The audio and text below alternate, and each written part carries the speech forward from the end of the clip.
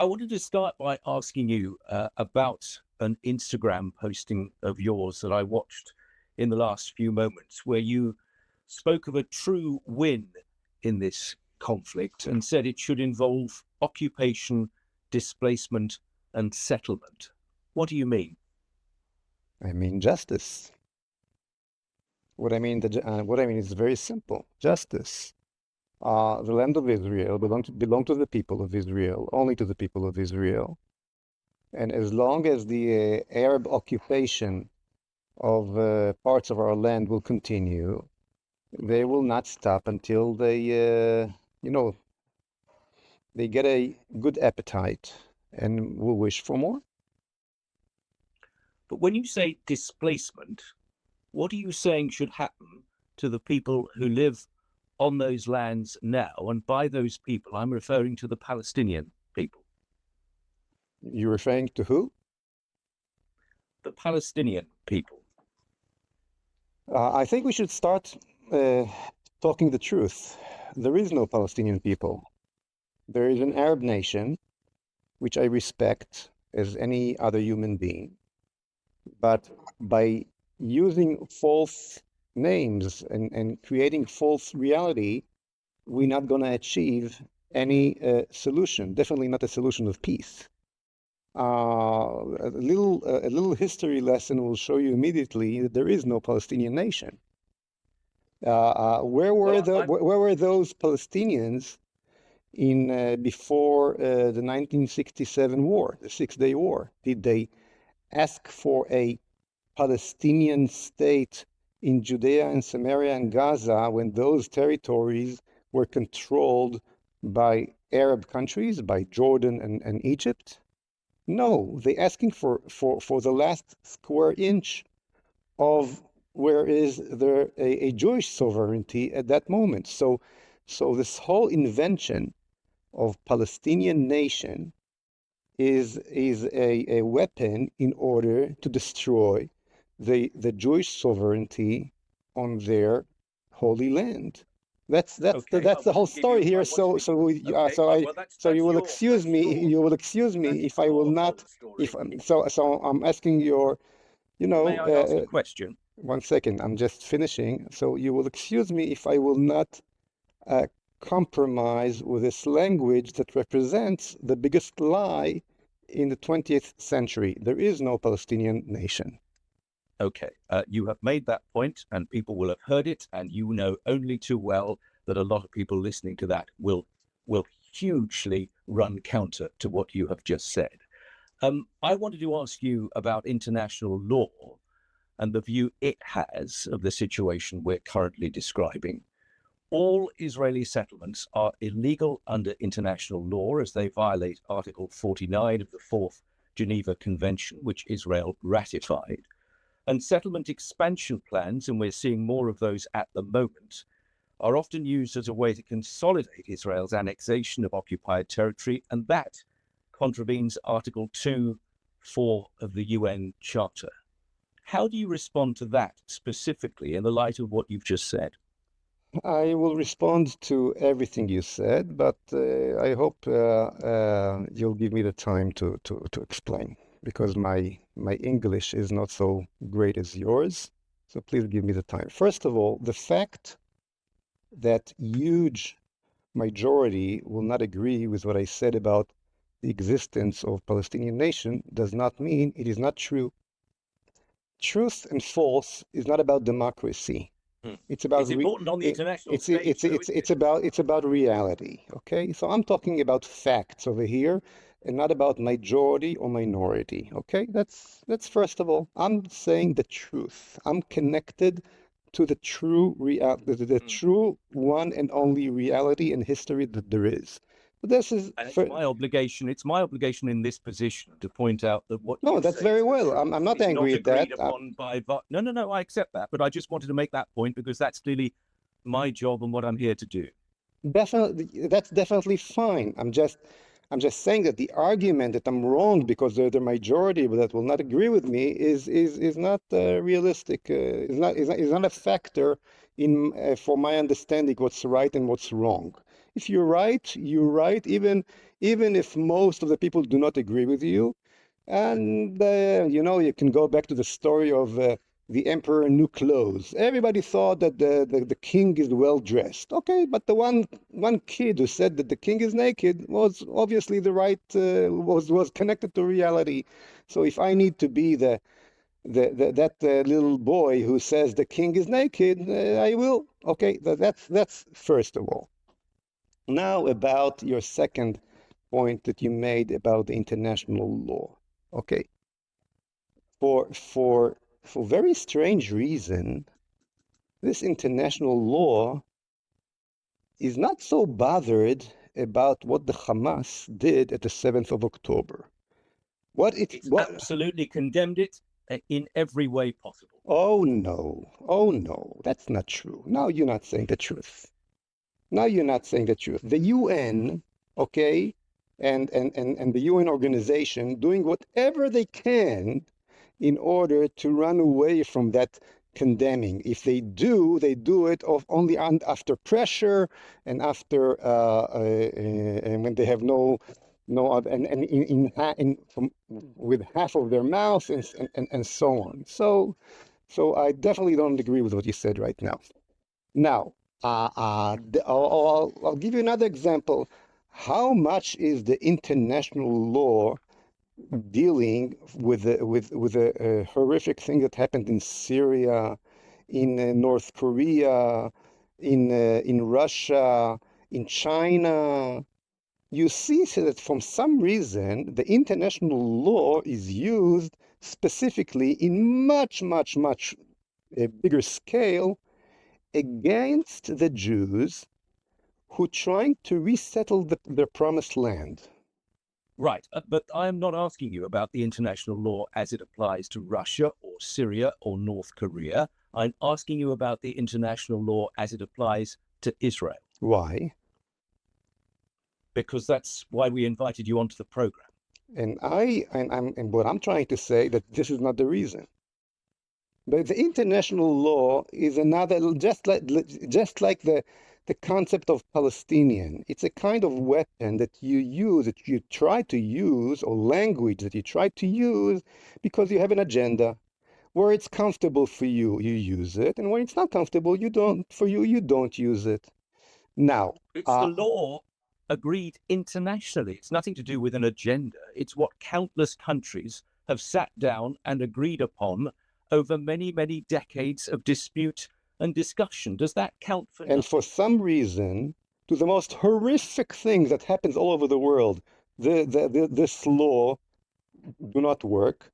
And when the Jews are doing the most moral thing in the world, coming back to their promised land that they never forget for 2,000 years, there's no nation that has a connection to a piece of land stronger than the Jews to the biblical promised land.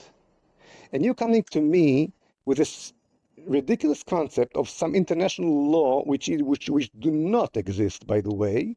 It's all the difference between the international law and the regular law is that the international law refers only to those nations that, as you said, accept it on themselves.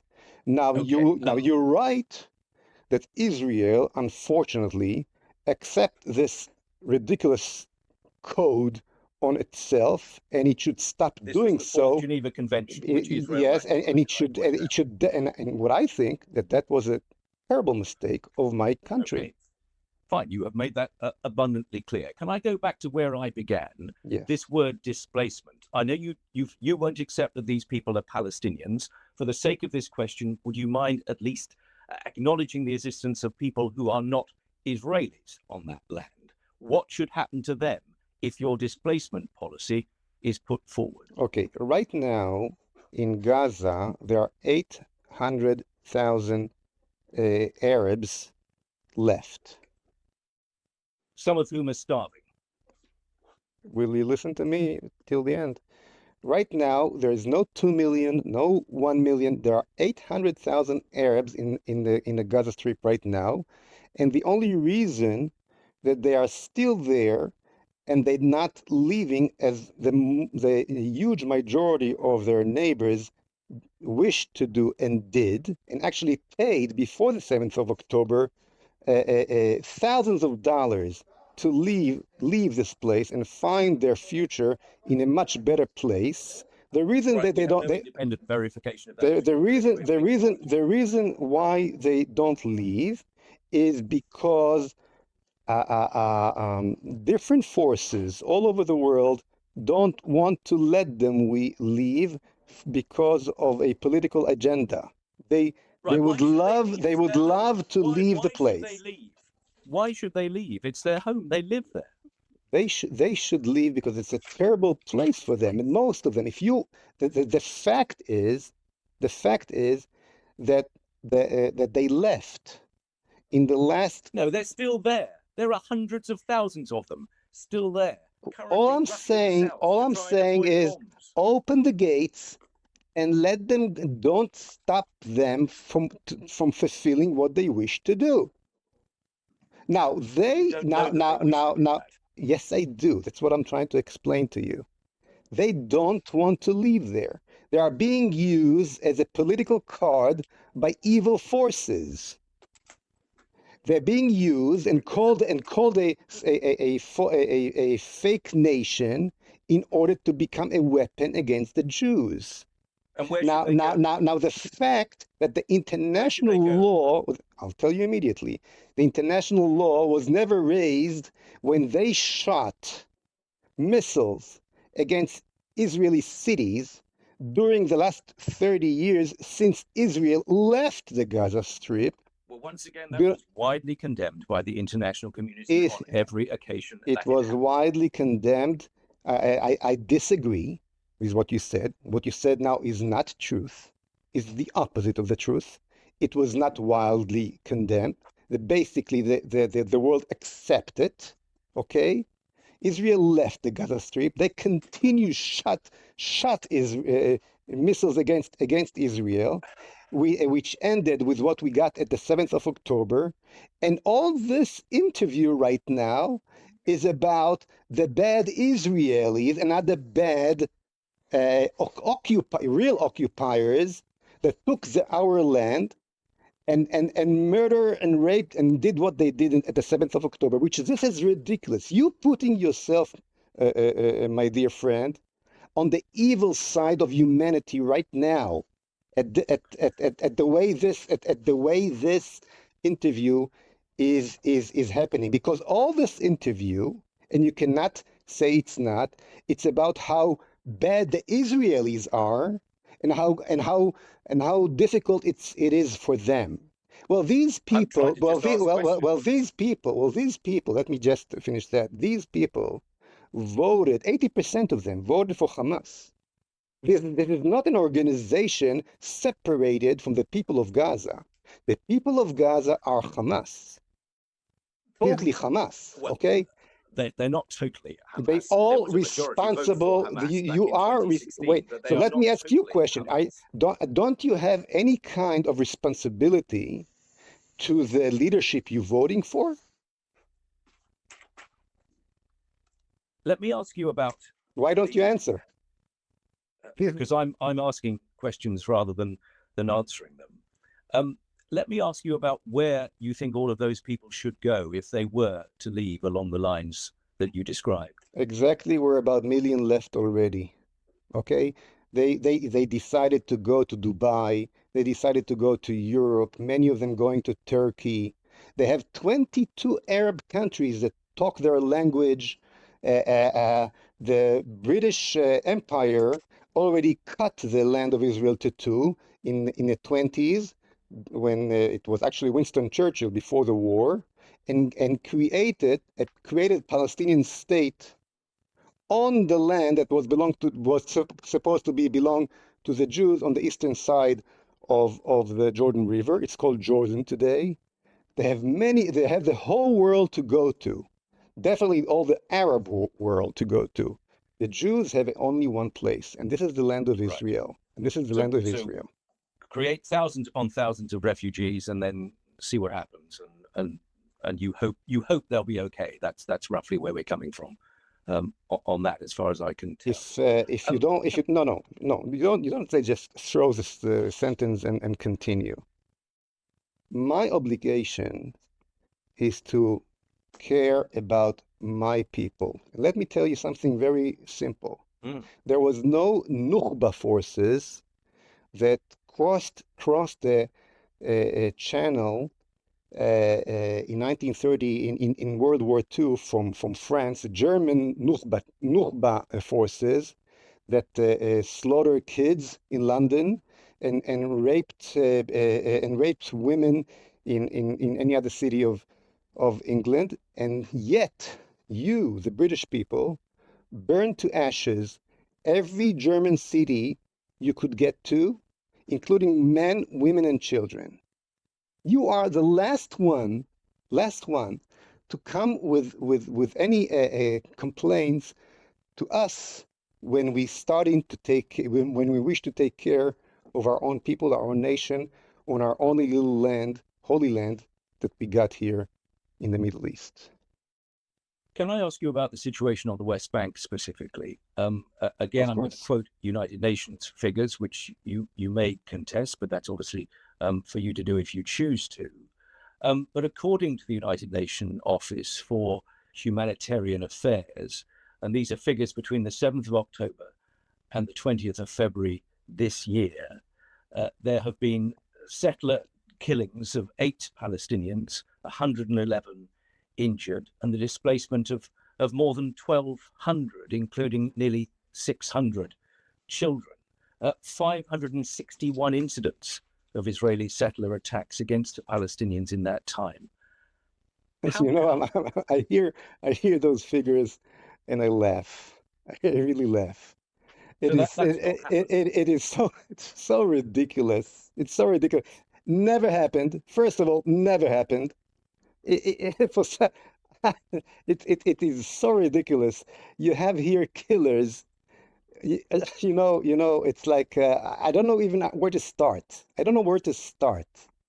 So there's no settler violence against Palestinians in the West Bank, despite those figures from the United Nations. At all, nothing. I mean, look, if a raper catching a woman and she's screaming and yelling and she's biting his finger, okay, and then you say she was violent. This is what you do right now. This is what you do right now with these questions. Let me put the figure to you. The figures. Why should you lie again? Why should you lie again? Yes, you are. You're lying to your people. Listen, I live here. No, but the United Nations that you're quoting, basically are on the evil side today. You're helping the terror. You're helping terror. You can quote for today. Look. There must be a realistic base that we are talking and referring to. The United Nations is not a realistic base. The United Nations is more part of a terror organization today. What are you talking about? Well, the murder, listen to me, good mister. The terrorists coming from the Arab side, the attackers, the killers, the slaughters, what are you talking about? What are you talking about? I live here. I see what happens here. Look, I'm willing to answer all your questions, but if you're putting a big lie like that on the table as a fact, there's nothing to discuss. I attributed it to the United Nations, who say that 503 Palestinians have been killed in the West Bank by this is the biggest. Excuse me. I know that I'm talking. I'm trying to I'm sorry for using this language. This is the biggest bullshit I heard for so many times, so long that I cannot even refer to it. Okay. The situation here is exactly the opposite.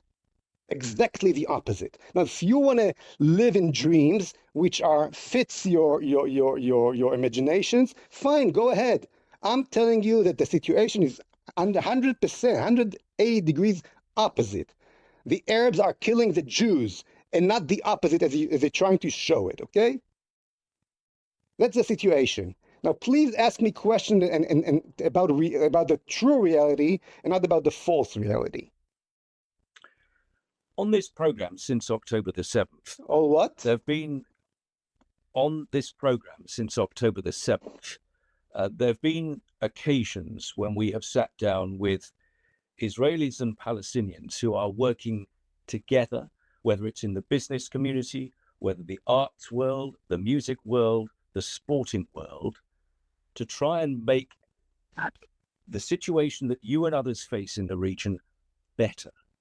Are they so wrong to try to do that? Besides the fact you use the word Palestinian again, which I don't agree on. I agree with what you just said. Whenever an Arab people or any other Gentile, it doesn't matter if he's an Arab or any other nation, wish to work together in peace and not taking away my land from me and not to kill me, my door is open. Go ahead. We're not looking for war. We're not looking for, God forbid, bloodshed. But the minute you used, but the minute you did use the word Palestinian, you basically said that I am an occupier on my own land. That the land belonged to different nation. So basically, you declared war with these naive sentence. The minute you're saying the word Palestinian, you basically declared war on me because you basically said that my land do not belong to me anymore. It belongs to different nation. Okay? So just take off the word Palestinian from the sentence, and I agree with every word you said. So your door is open, but it's only open if you won't refer to them as Palestinian and if they all leave Gaza where they currently live. My door is fully open to any kind of good relationship with any nation in the world as long as they accept the fact that the land of Israel, the biblical land of Israel, belongs to the Jews and only to the Jews. So your door is open, but solely on your terms. Oh, I'm willing to talk to you only if you'll give me half of London. Is your door open to me as well? With this wish of mine? Can we talk about it? I think you know well that London is not in my gift. The point I was making is that if you only open your door when the people walking in already know they've lost before they even pushed it open, no one is lost. What's the point of them walking through it? No one is lost. They will see it as a loss. Well, a huge loss. If you want to declare war without saying it and wish to me to give you my land, you're basically declaring war, and you'll find war, and I'm going to win that war. Let me tell you, I'm going to win that war. And the path you're taking, that definitely represented in this interview, the path you're taking will promise that the war will never end, the bloodshed will never end, and one of the forces that will be responsible for it is the BBC. Because when you're taking this side, the evil side of history, and you should understand that the Jewish nation is coming back to their promised land after 2,000 years, exactly as it's mentioned in the Bible. Okay, it's a biblical move what's happening right now. It is a promise, it's a moral promise and moral direction for the redemption for the entire humanity. It is something that the evil forces of humanity are trying to stop. You should understand that the reason why the Balfour Declaration was given from the first place was exactly because of that.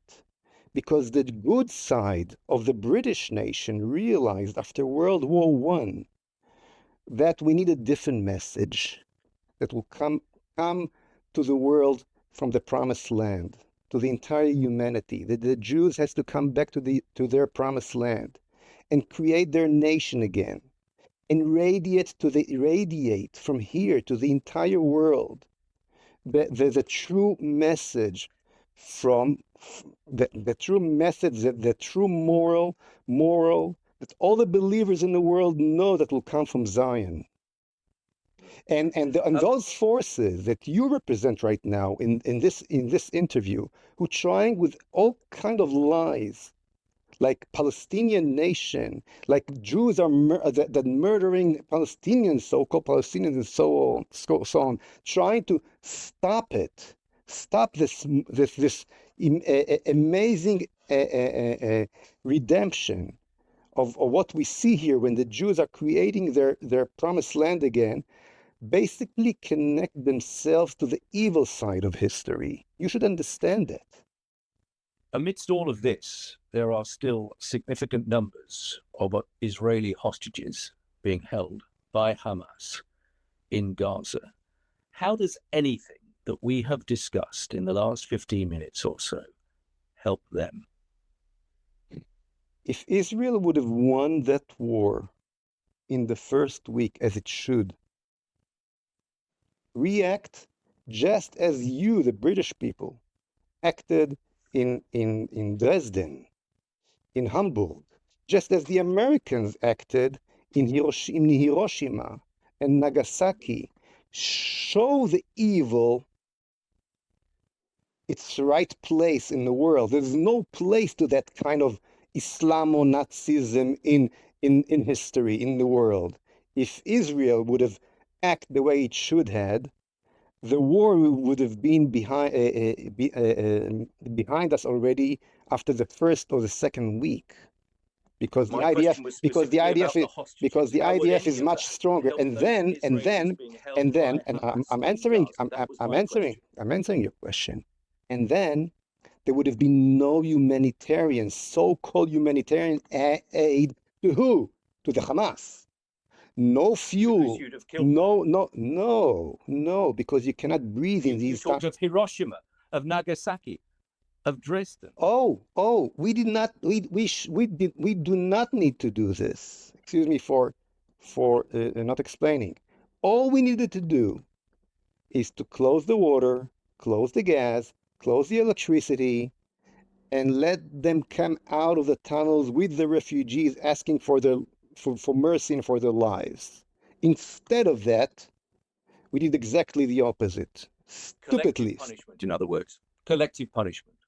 What do you think? People living in Gaza were punished. Who do you think the war is against? Excuse me, who's the enemy? Who is the enemy? Everyone living in Gaza.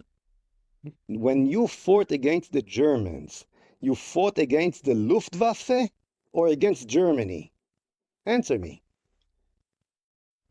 If Churchill, if your prime minister in World War II, when you were attacked by the German Luftwaffe, would tell the British people, we have a war against the Luftwaffe, who would have won the war? You or the Germans? Answer me.